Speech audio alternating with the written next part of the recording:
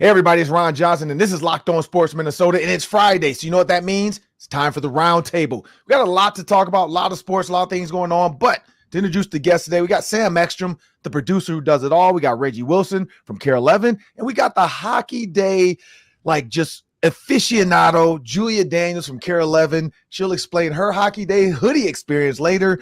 But I'm Ron Johnson again, and we are going to give you guys some great topics. Again, there's a lot going on in sports. You got Hockey Day in Minnesota. You got the Wild. You got the Wolves. You got the Gophers in the recruiting trail. You got so much. So let's get locked in on these topics. What you got for us, Sam? Yeah, I got to give the obligatory hockey topic. Hockey Day, Minnesota in Warroad on Saturday. None of us grew up in Minnesota. I think we should all talk about how we've experienced Minnesota hockey culture since we moved here. And it's January, and Chris Finch is ripping the team. Is there cause for concern in Wolves land? And Joe Mauer is headed to the Hall of Fame. We've got reactions from that. I know we've got diverse reactions from that, right, Ron? Well, I don't want to ruin everybody's Christmas, but we would talk about Joe Mauer after we get done with Joe Mauer. But first, we got to talk about NFL Championship Sunday. The best time of the year, in my opinion, one of the best Final Fours. I know the college basketball Final Four is big, but this Final Four to me is just as big. We're going to talk about matchups. We're going to talk about our FanDuel locks, and we have to react because college football just lost. And not only college football, but the Big Ten just lost Harbaugh. Does that change the scope of Michigan in the Big Ten, Michigan in the nation, PJ Flex status? Or does Harbaugh bump some of these Kevin O'Connells and Sean McVays out because he's the new hot boy in town? We'll talk about all that and much more coming up next. But I want everybody to know today's episode is brought to you by FanDuel. Make every moment more. Right now, new customers get $150 in bonus bets guaranteed. That's guaranteed when you place a $5 bet. Visit FanDuel.com/locked on to get started. And hey, if you haven't done it yet and you want to take advantage of that $5 bet, stick around for this segment where we give you the locks because we're going to give you some easy $5 bets to win $150. I did it. I took the Lakers over the Nuggets game one. They won. They didn't win anything else after that, so I'm glad I did in the first game. So you want to listen to our locks because we're going to help you out with that. But with no further ado, it's time to jump into the show, people. And championship week. Now, I'm going to start off with mine. I looked at ESPN's little Instagram post, and to me, I was a little bit upset. I don't know if you guys saw this post. The way they worded it to me just seems weird, and I commented, and now my phone is blowing up because of how I did it, and I guess I was too vague. ESPN put it this way. They said, Brock Purdy and the 49ers are headed to win their 6th Super Bowl, or would you rather see Jared Goff win his first Super Bowl, or Lamar Jackson get his first ring, or Patrick Mahomes get his 3rd ring? Now, to me, it felt like they could have said Brock Purdy win his first ring. So I personally felt like they were trying to make Brock Purdy's team look better. And, they got their 6th one coming up. And then bring up Lamar's never won one. That's how I took it. Other people took it as Brock Purdy slander. Why not talk about Brock Purdy's first win? So there's a lot going on there. But here's where I go with this. I think Jared Goff is going to knock off the 49ers. I do. I feel like Deebo Samuel's injury, whether he plays or not, he's not going to be at 100%. Without Deebo Samuels, if he doesn't play, you lose a piece of that offense that has carried Brock Purdy this entire way. And I don't say carry in a bad way, because if you were to put any other quarterback in that system that's not as good as Brock Purdy, they don't do as well. Like, you can say whatever you want, but if it was the case, Trey Lance would still be there. So let's throw that out there. Lamar Jackson, in my opinion, yes, he is the team. Yes, but the Ravens have won 2 Super Bowls. So why not celebrate the organization as well as Lamar Jackson? When you talk about Mahomes, it's cut and dry. They got 2. He's got 2. They're headed for their 3rd. So I personally feel like this is going to be Lamar Jackson versus Jared Goff. I want to see the Ravens versus the Lions. I just really think when you think about this championship weekend and everything it brings, that's what everybody wants to see. I want to see Dan Campbell take it. I know everybody in the NFC North or whatever, we have Spice Adams on, and everybody's chasing the Lions. Some people want to hate on the Lions. I think it's a great story of kneecaps, taking chunks out of people. The signs they could have did without Justin Jefferson, wasn't happy with that because, of course, his teammate was one of the kneecaps they were talking about. But I think this is going to be a chance to see Dan Campbell's grit and defense versus this 49ers offense, and can he stop them? I'm looking forward to that one the most. Patrick Mahomes, Lamar, it'll be fun, but I want to see this NFC one the most. Sam, what you think?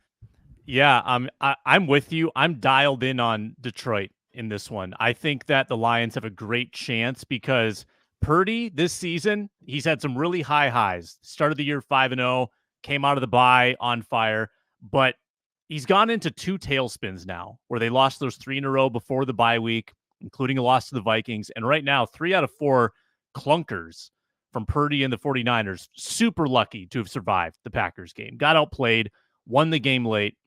Very clutch drive by Purdy and company and McCaffrey, and they score at the end, they win. Jordan Love throws it to the heavens for anybody to catch. But is San Francisco going to come out of their tailspin? Because if they don't, Detroit will take advantage. Dan Campbell, I don't know if he's going to go for 2 every single touchdown, if he's going to go for it on 4th down every single time, but this is a kitchen sink Dan Campbell game on the road in San Francisco. Detroit is going to throw everything at them, and I really like Detroit. I love them to cover, but I also like them to win. And then Mahomes against Lamar, honestly, I lean underdog a little bit in this one too. I think the Chiefs plus 3.5. I think Mahomes is like all the great ones, just needed a reason to find motivation. And that reason was people saying that he couldn't win on the road or he'd never gone on the road and won in the playoffs. And now he's done it. And he's someone that is going to find that motivation, whether it's legit or not. It's the I took that personally meme with Patrick Mahomes. So I think going on the road, people talking about Lamar MVP. Yeah. I think that this actually leans Mahomes and Chiefs for me, who maybe played their best game against the Bills this season. So I think the underdogs. I like the road teams, Chiefs and Lions, to play in the Super Bowl. Reggie.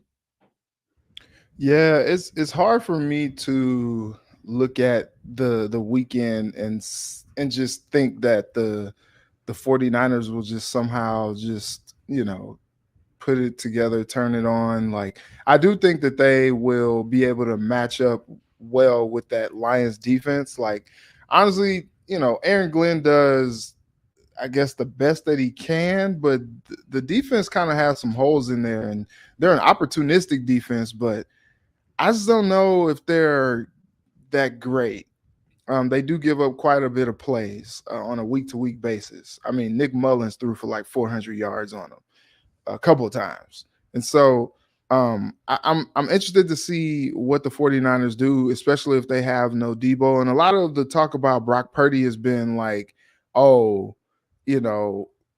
team around him is what makes him good, because all he has to do is go back there and basically be a point guard and distribute the ball to all the playmakers and let them do all the work. And that's fine. I think that's probably where ESPN was going with that post that you mentioned, Ron.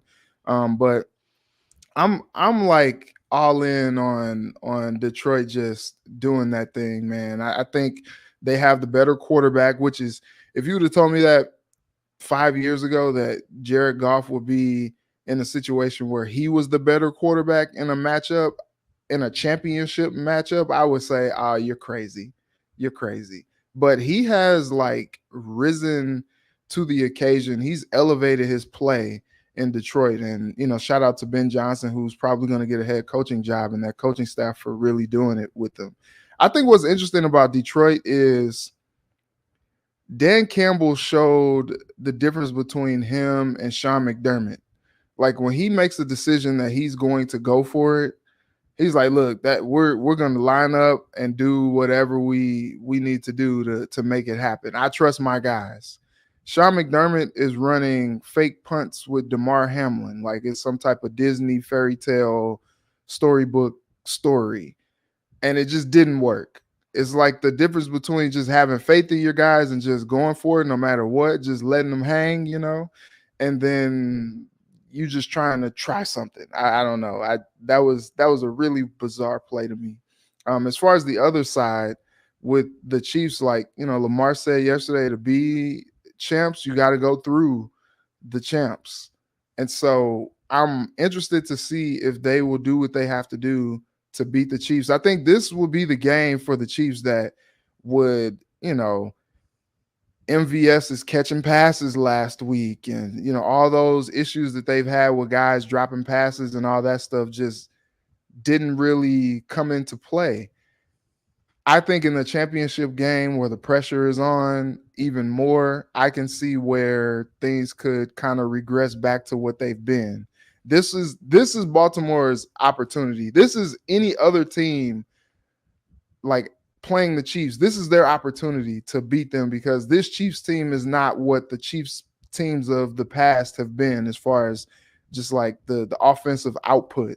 So if any team is going to get the Chiefs, this is the year to do it. So I'm with you, Ron. I think I'll take Lions and I'll take the Ravens. Smart choice, Reggie. I like that too. Sam, I think you're what? Chiefs. You're Chiefs, Lions. Chiefs, Lions. Reggie's Lions, Ravens. I'm Lions, Ravens. So it feels like a Lions 3 so far. 2 for the Ravens, 1 for the Chiefs. Julia, what you got? Obviously everyone wants to root for the Lions, right? What I saw a lot of last week with that Green Bay game and the 49ers was a lot of issues with Brock Purdy were coming from the fact that it was raining. So what did I do? I looked up the weather in Santa Clara for the weekend. It's a 5% chance of rain on Saturday or on Sunday, 6% chance. I could see the 49ers pulling this off. I think their defense, like Reggie said, had a lot of holes this past week. I could see them figuring this out. However, I mean, it's Dan Campbell is he's such a character. And as a coach, you just literally never know what they're going to pull out.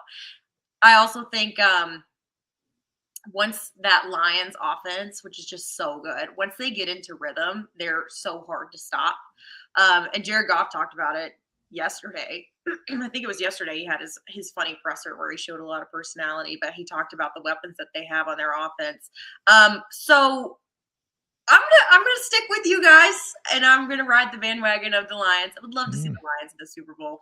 But I will say Brock Purdy not wiping his hands off while he's dropping back would probably help him out a little bit more, give him a little more extra time. But it's hard because, like everyone's been talking about, 49ers literally have the Avengers, but they're kind of beat up right now. And after seeing how they played against the Packers, I could see the Lions definitely taking advantage of a lot of problems that they're having at this time. When it comes to the Ravens Chiefs game, I'm gonna go Ravens for that one. I'm gonna go with Reggie on that one. I'm gonna say I think their offense is really dynamic. I think the Chiefs have just been struggling right now, and like Reggie said, which is a great point, now is the time to beat the Chiefs. On the flip side of that, Patrick Mahomes and that offensive line, the offensive line is playing, I feel like, its best football that it's played all season right now, and that is a huge advantage for what I would argue is the best quarterback in the league. He's going to make plays. He's more determined in the postseason than we see any other quarterback at this time of year, right? So it's not going to be easy, and I think that he definitely will have advantages against that Ravens defense too. But I would just love to see Lamar Jackson play in a Super Bowl. He's so fun to watch, and I think that being at home, this is the first time the Ravens have hosted championship weekend, I believe, ever. So it's different this year. And I would love to see them win at home. And I would love to see them beat the Chiefs. And also as a Swiftie, Taylor Swift's going to be in Tokyo for the Super Bowl, so she can't even go. So the NFL scriptwriters, they can't really think about, having the Chiefs win that game so that she can be there for the Super Bowl, because she can't be back in time for that huge game, and they can't use her for coverage during that game. And somehow she hops on. CBS is devastated at this news. Yeah. Yeah. So I'm going to go Ravens for that one. I think the NFL is going to think, well, if Taylor can't be there, then why would we want the Chiefs to be there anyways? Yeah. So Because Jason Kelsey's going to get naked. Like if the Chiefs go, Jason Kelsey is going to get butt booty naked. they had a meeting with the NFL and they said, we'll have Jason go to this Bills game and show out so that then when the Chiefs go to the Super Bowl, we'll have somebody else to put the camera on instead of Taylor. What you should do, Julia, though, so since you know Taylor's not going to be there, you should get that coat, the 87 jacket, put a hoodie over it, just walk in super like with security. You get some guys, hire security to like walk around you. People wouldn't even know. They'd be like, oh, Taylor's here. And you just walk in like you're supposed to be there. Just, have your security say, where's the suite? Where's Patrick Mahomes' suite at? That's where I'm supposed to be. And just keep going. But maybe Julia broke news. The Chiefs will not go because Taylor Swift can't be there and the NFL is tired of it. They would rather see Lamar Jackson in the Ravens because Ray Lewis will be there. I don't know if Ray wants to go back to Vegas, though, because he hasn't had a lot of bad things happen to him at big places like that. But yikes. But we got it before we get into these FanDuel picks. So we got Ravens Lions for 3 people. We got Chiefs Lions for Sam. So that's it. Nobody's really I like that. Nobody on the 49ers, which makes me believe the 49ers are going to find a way to do it, and Brock Purdy's history will live on because everybody's pulling for the Lions. But I hope Dan Campbell comes out and punches him in the mouth. I'm glad Sam Laporta's back because that was always the drama of you shouldn't have played Laporta anyway. You're the reason he got hurt. If he didn't play, then you probably have him. Well, he has him. He's back. He's not 100%, but he's going to do just enough. Debo Samuels, we'll see. He's a 50-50, they're saying right now, but a lot can happen with a couple of Toradol shots, some numbing motion stuff, a couple pills. So maybe Debo will be back. But before we get into these FanDuel locks, we got to break some news. Kind of everybody knows Jim Harbaugh, played for the Chargers, played at Michigan, now comes full circle, coached for them, and now he's going to play for them as well. He coached for Michigan, now he's going to coach for the Chargers. Full circle moment for Harbaugh. Harbaugh already played in a Super Bowl before. And the Ravens actually play the Chargers this season. So that'll be another, we're going to hear about it all week. Harbaugh vs. Harbaugh, part 2. We get to hear about that. So the script writers in NFL, it's kind of working out the way they wanted it to. Because theoretically, if he had come to the Vikings, he wouldn't have probably played his brother for a while. Now he goes somewhere in the AFC where he can play his brother more often. The story can be written. But this is the question I have for you guys. 1 or 2 or 3. 1, are you shocked? 2, where does that leave Michigan? Because Ohio State fans started posting right away, ding dong, the witch is dead. And they now think that there's their show now in the Big Ten. Also, we have USC, UCLA, Oregon, and so on and so forth. And Washington, I think, coming to the Big Ten. So there's a lot going on there. But our Vikings fans, if Harbaugh comes out the gate firing at all cylinders, Herbert is MVP or something crazy like that, they go deep in the playoffs, are Vikings fans going to regret not hiring Harbaugh and hiring Kevin O'Connell? That's another question I want to throw at you guys. I'll start with you. Let's go with you, Reggie. So I tweeted this yesterday. It was like, is Ryan Day just so relieved to see Harbaugh out of there? Because the last 3 years, he has put Ryan Day in hell. Like, it's been really tough. And it's as loud as it's ever been for Ryan Day since he's been there. And they've gone out and had a heck of a recruiting season. They've snatched some of Alabama's players out of the portal. I know, I'm sorry, Juju. After Sir Nick retired. And so I think it's going to be interesting to see in the Big Ten. It's like, yeah, now Harbaugh is gone, so you might be able to beat Michigan. But then, oh, yeah, now all these Pac-12 teams are coming. So, like, now you got to contend with, USC and Washington. And, it's not in Oregon. It's not going to be easy. It's not going to be easy for those guys at all. So, I think it's funny. Harbaugh's like, you know what? I got the ring. I'm going to get out of here, especially, too, if these sanctions drop. I'm out of here. That's their problem now. I did what I was supposed to do. I got the ring.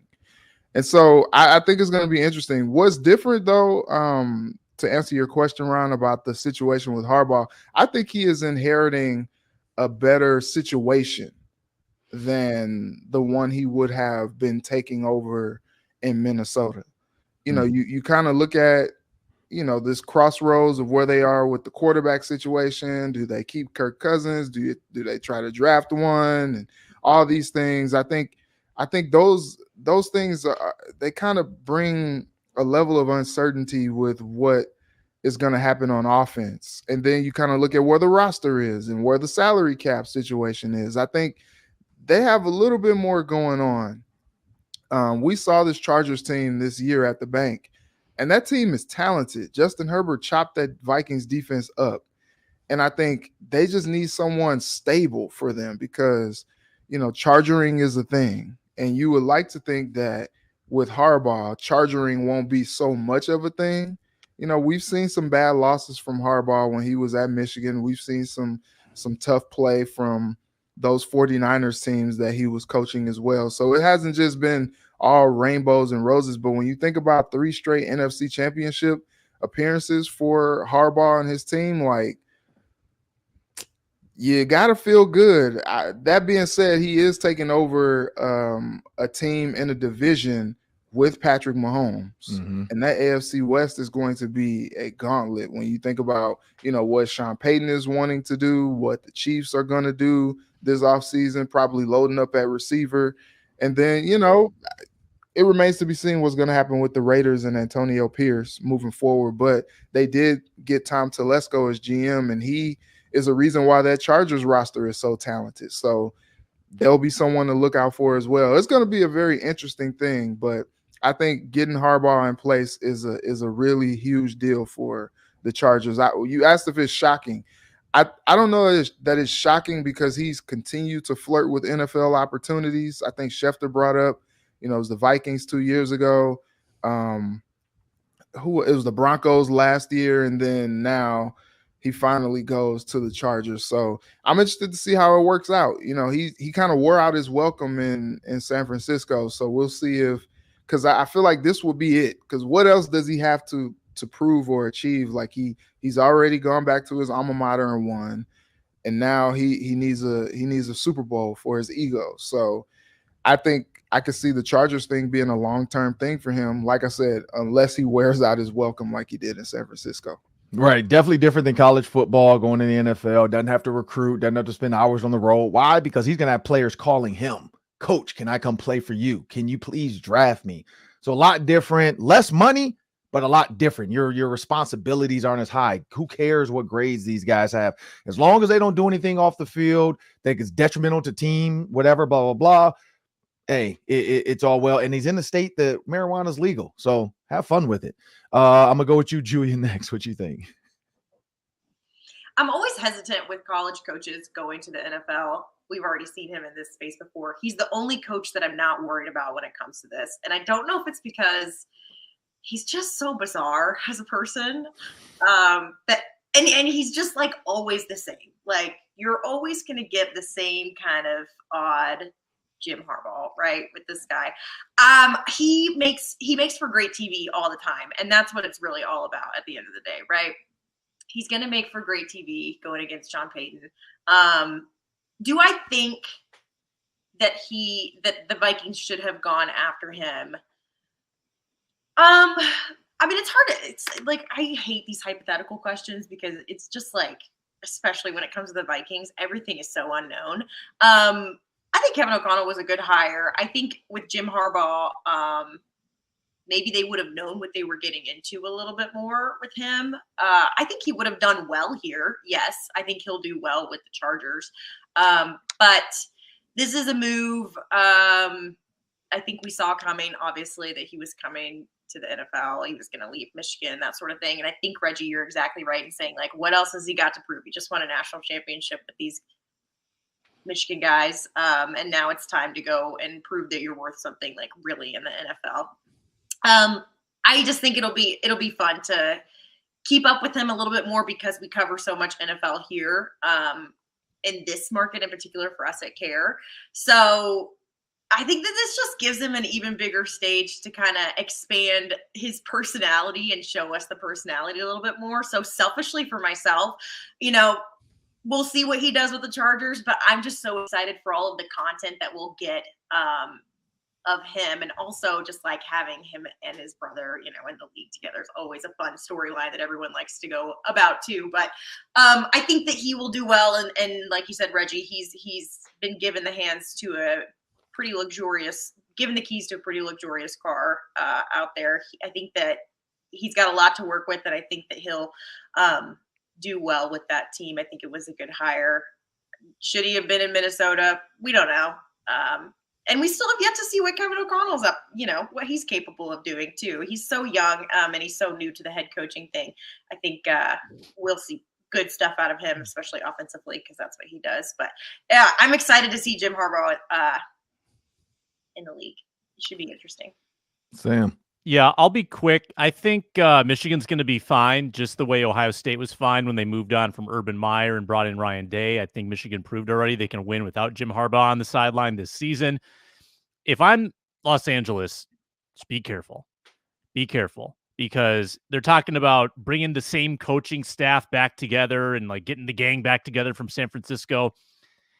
I worry about the retread, about trying to run it back. He hasn't coached in the NFL for a decade.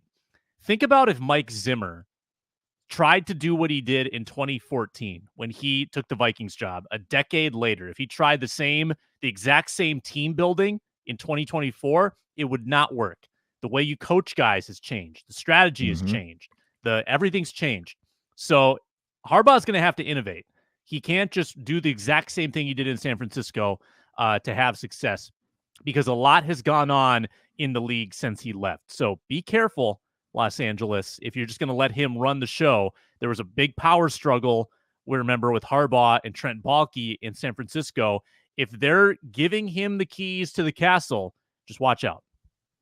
Yeah, because when you look at, you talk about his coaching staff and some of the guys, he had on that team, the biggest thing was the defense. He had a really good defense. I'm not saying the Chargers don't, but that's what he kind of, held his hat on. But you look at some of the guys, guess who his secondaries coach was at that time?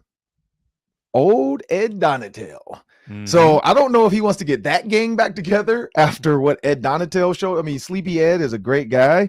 But, Vic Fangio, Jim Tomsula, Mick Lombardi, he has some decent names on there, but it's like the game is, and you're right, the game has changed. Greg Roman, does he want to link back up with Harbaugh? Tom Rathman, the running back, John Morton, receivers coach, Eric Mangini. So, I mean, Vic Ronald Fangio Curry is free.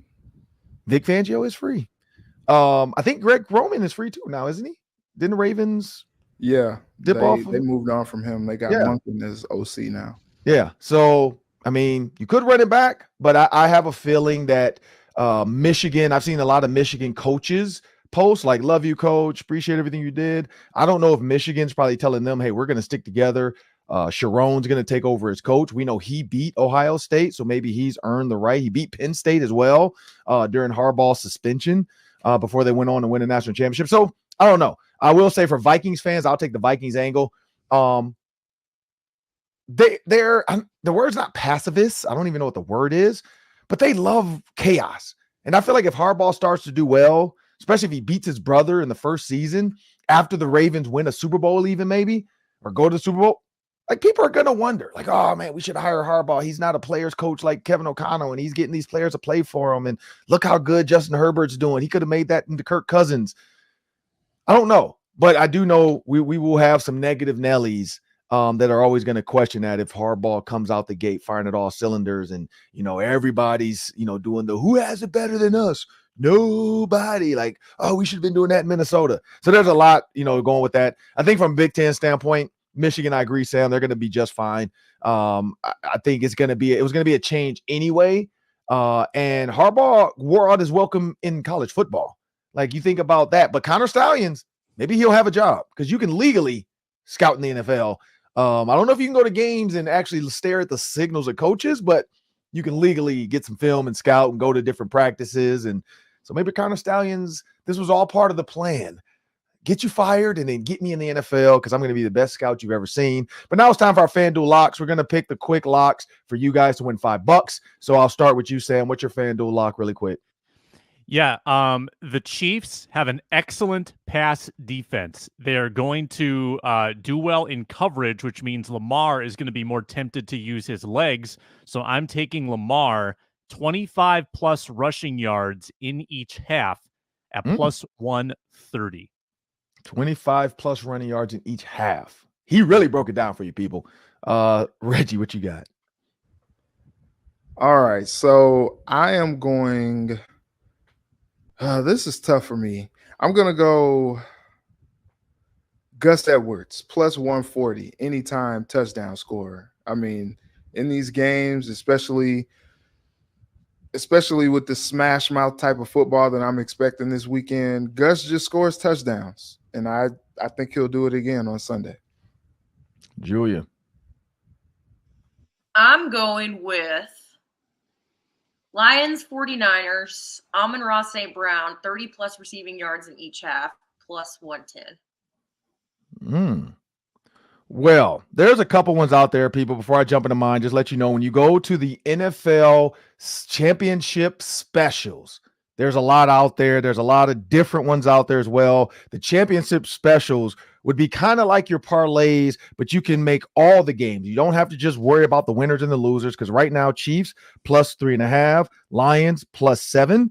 So the way we all picked it, we were going with the favorites. Sorry.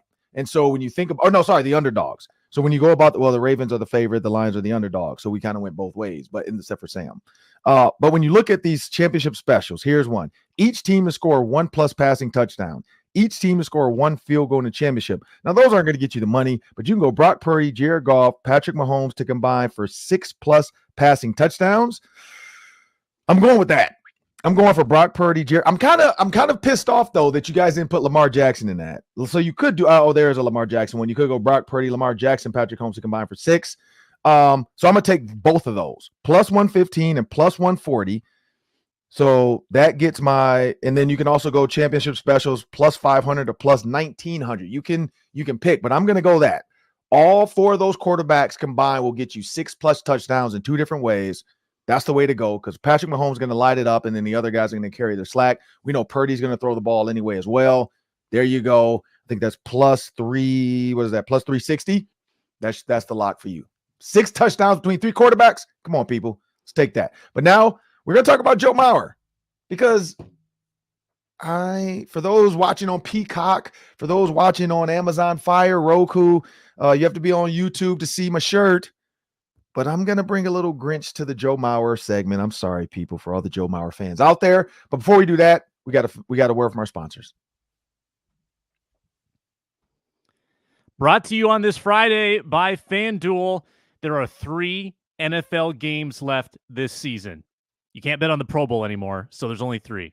2 championship weekend games and the Super Bowl. There's still time to get in the action at America's #1 sportsbook and get your free $150. Bet 5 if you're a new customer. Get $150 in bonus bets straight to your account, guaranteed. Win or lose, just a $5 bet is all it takes. And then you've got the $150 to spend however you like, whatever denominations you want on whatever sports. You can build a same-game parlay in the Parlay Hub. You can use the Explore tab to find bet suggestions and plenty more. FanDuel.com/locked-on. FanDuel.com/locked-on. Make your first bet a layup. Put it on the underdogs this weekend. FanDuel, an official partner of the NFL. So Julia wants to talk about Joe Mauer. Talk to us about Joe Mauer, Julia. Joe Mauer, first ballot Hall of Famer. Ron's a hater.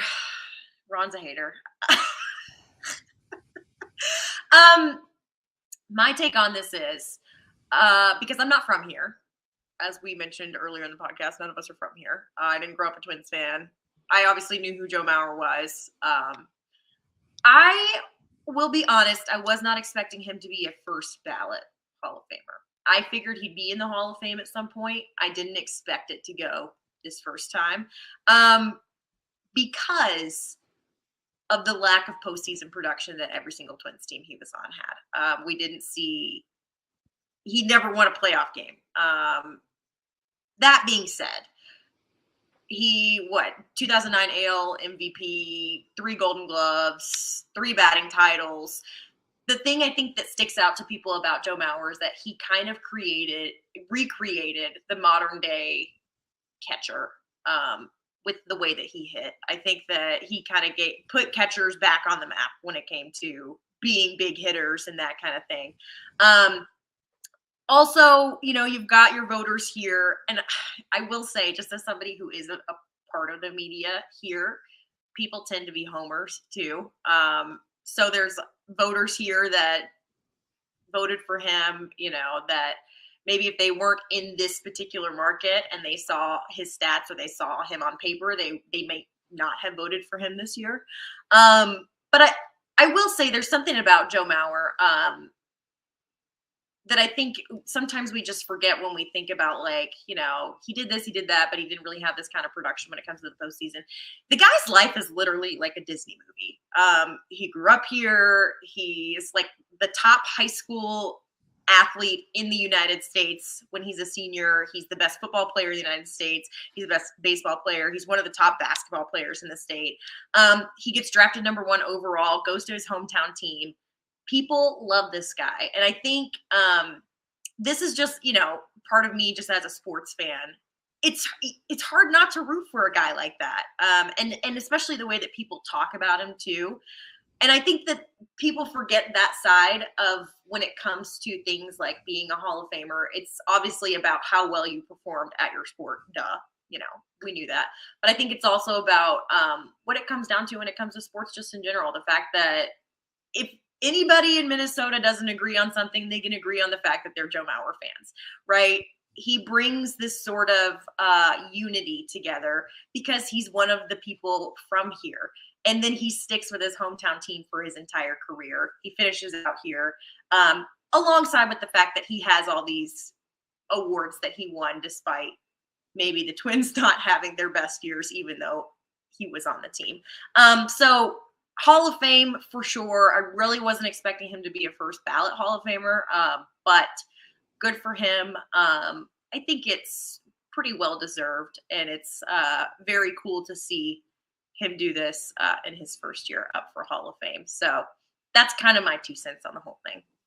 Sam. Yeah, one of the best opposite field hitters of all time, one of the best 2-strike hitters of all time, one of the most consistent hitters of all time.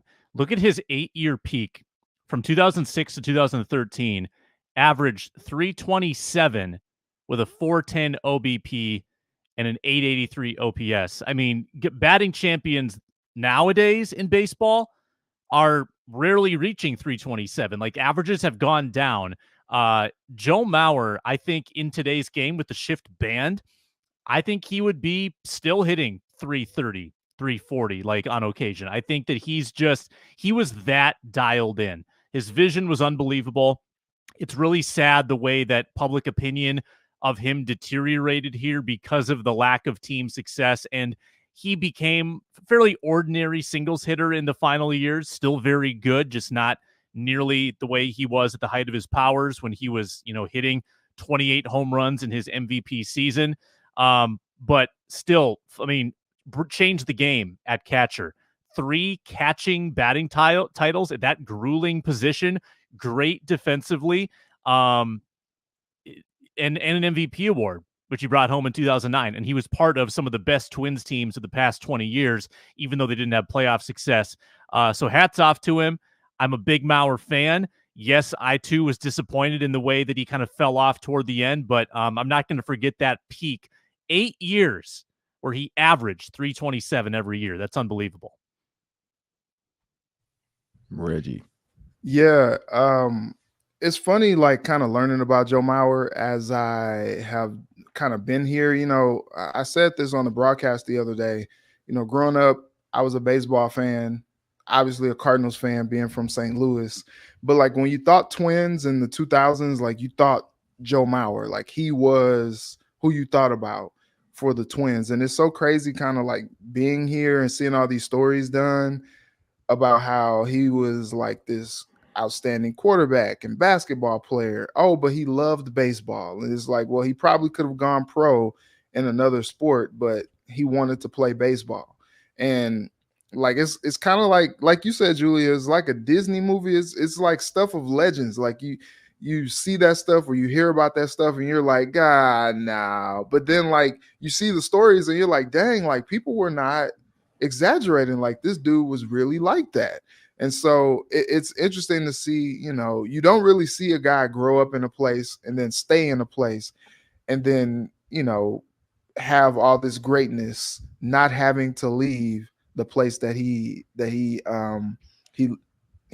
grew up. And so it's so interesting seeing all that. That being said, like it's interesting to me that as jaded and as, you know, just arrogant as some of these baseball writers are, that they put Mauer in on the first ballot. That's still kind of surprising to me, just because like he did have those last 5 years where, you know, he switched positions and he was just kind of one of the guys, if you will. You know, he had a peak of 8 to 10 years where it was like, okay, this guy is elite.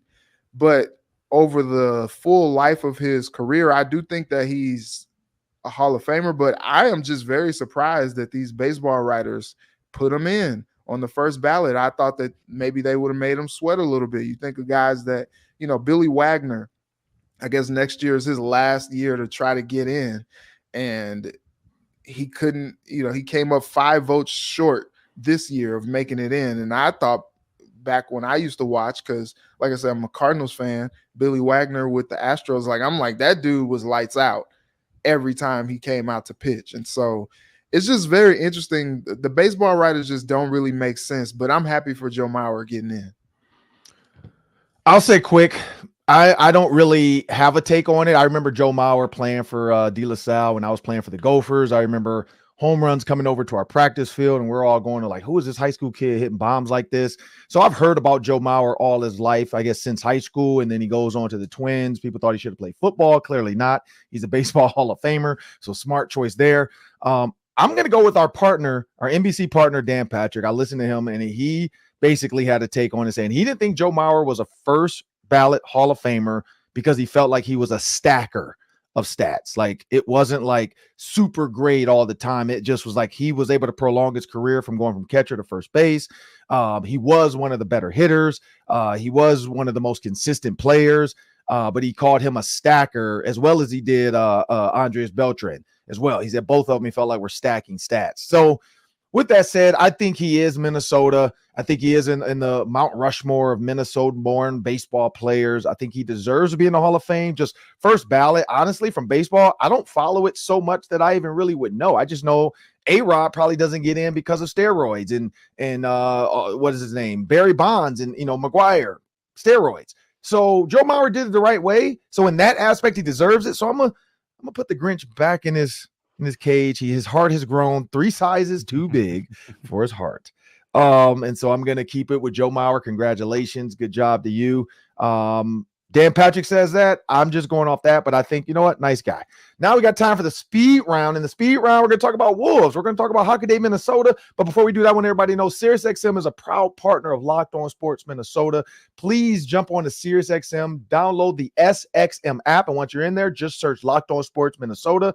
You'll get all of our shows, all of our content, the Ron Johnson Show, the football party, the Roundtable, as well as the basketball party on SiriusXM. But now it's time for the speed round, people. Got 2 questions in there. We got the Wolves. We got Hockey Day Minnesota. So starting with the Wolves, Reggie, start us off. Yeah, so Cat scores 62 points, but they lose to the Hornets. It was just not the best moment for them this season. And Chris Finch ripped them. He said it was an absolute disgusting performance of defense and immature basketball. It's pretty blunt, but you know what? Like the Wolves love and respect Chris Finch. And so he has the platform where he can say something like that and the team not take it the wrong way. They take it as a challenge and they take it as this guy is just holding us accountable. And, you know, for a team that wants to be mature and wants to play better and be respected around the league, like they have to play better. They can't make themselves susceptible to being ripped like that. And so I think that was concerning, but I do think that probably puts a line in the sand as a possible I wouldn't say turning point because they haven't been playing bad this season, but I will say that that's probably something that helps them moving forward as they, they're like, okay, yeah, maybe we're smelling ourselves a little too much. Maybe, we think we're, more than we are. Like, that was a humbling statement. And so I think if they keep that in the forefront of their minds, I think that'll help propel them to the success that they want to achieve this year. Sam.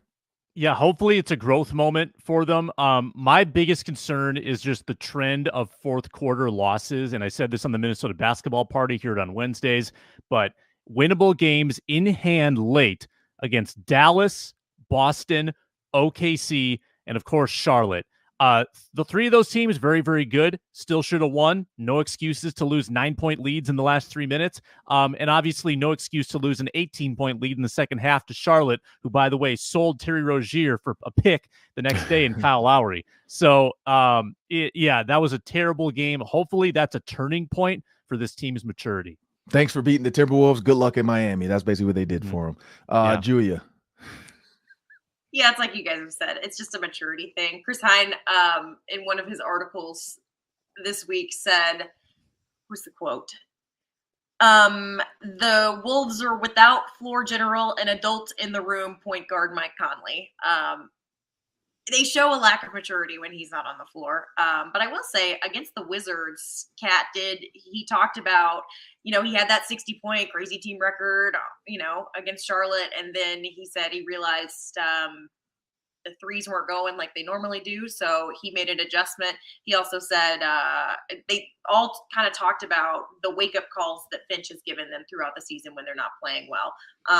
Whether it's calling a timeout right at the beginning of a game when they start slow or they start kind of ugly, just kind of telling them, okay, wake up, guys. We gotta get this together. So I think it's just like you said, it's a maturity thing. And you're gonna run into problems. You can't be amazing. I don't expect the Wolves to be amazing and consistent for an entire NBA season. That's insane. But yeah, I think it's just a maturity thing, and I think it definitely makes a difference when Mike Conley's not out there. Yep, and I will say that it's all about maturity. Mike Conley has to be out there, and Kat, when you're missing, stop it. You need to stop it. Pass the ball. Really quick, Sam, Hockey Day, Minnesota. Hockey Day, Minnesota. I'll give a quick plug. We're running out of time.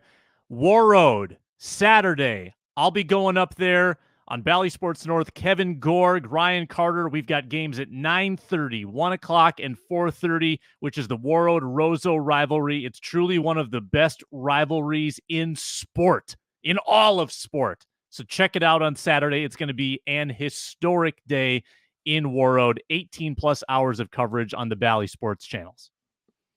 Well, that'll do it for today on the Locked On Sports Minnesota. Make sure you guys check Hockey Day Minnesota out. Next week, we'll talk about hockey, and we didn't grow up from here, so I want to let you guys know what we think about your Minnesota hockey, because it is awesome, not going to lie. It's the hockey hair and all that. But I'm Ron Johnson. That's Julia Daniels, Reggie Wilson, Sam Ekstrom. This is Locked On Sports Minnesota, and we want you guys to have a great weekend.